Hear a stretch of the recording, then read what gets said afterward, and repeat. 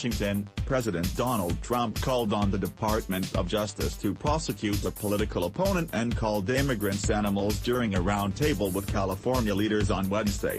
"We're taking people out of the country. You wouldn't believe how bad these people are," he said. "These aren't people. These are animals." The live-streamed roundtable at the White House centered on so-called sanctuary policies, which limit local law enforcement cooperation with federal deportation efforts. His dehumanizing comments about immigrants weren't new, nor was his attack on a Democratic politician.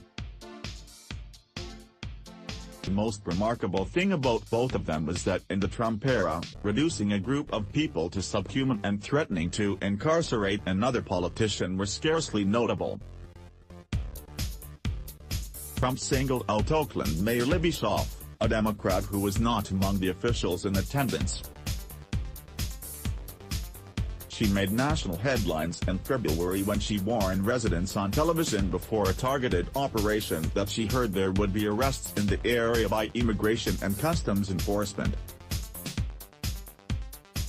ICE Acting Director Thomas Homan, who previously called for the government to prosecute local officials over sanctuary policies, said she had helped as many as 800 people get away. The San Francisco ICE spokesman resigned afterward, criticizing the agency for making what he called a misleading claim, since no operation met all its targets. The White House said at the time that the Department of Justice was reviewing her actions, but nothing has come of it. Trump said Wednesday that he still wants the Department of Justice to prosecute Schaaf. Addressing Attorney General Jeff Sessions and alluding to speculation about obstruction of justice charges against himself, Trump said, "You talk about obstruction of justice, I would recommend that you look into obstruction of justice for the mayor of Oakland, California, Jeff." Sessions did not react, according to a report from The Room. Trump is leading a crackdown on unauthorized immigration at the U.S.-Mexico border that will refer adults apprehended after illegal entry for criminal prosecution, even if that means splitting up families and jailing asylum seekers. He is seeking legal changes that would make it easier to turn away or indefinitely detain asylum seekers and children. "You talk about obstruction of justice, I would recommend that you look into obstruction of justice for the mayor of Oakland, California." President Donald Trump meanwhile, he is continuing to push for more deportations from the country, including through increased local law enforcement involvement with ICE, even though local officials say that would be counterproductive to other policing efforts.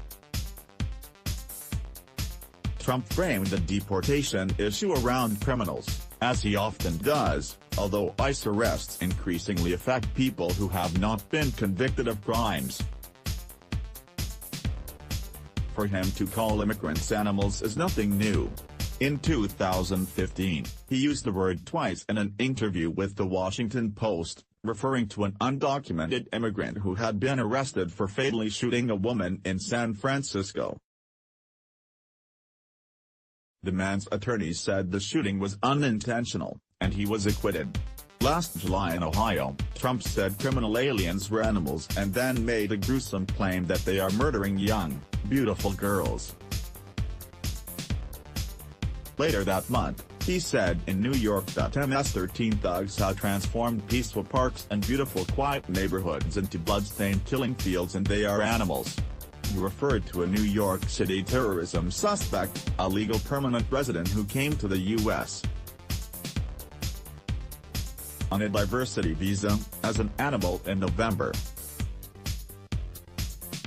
In February, Trump referred to certain immigrants as animals who want people to suffer, and he accused Democrats of wanting to protect murderers. "I can't get the Democrats, and nobody has been able to for years, to approve common-sense measures that, when we catch these animal killers, we can lock them up and throw away the keys," referring to subgroups as animals has been used to justify violence, including by Nazis during the Holocaust and by Hutu perpetrators of the Rwandan genocide. Black people have been compared to animals throughout history and were treated like them through slavery and violence. Animal metaphors have similarly been used by conquerors and colonialists to dehumanize indigenous populations. This article originally appeared on HuffPost.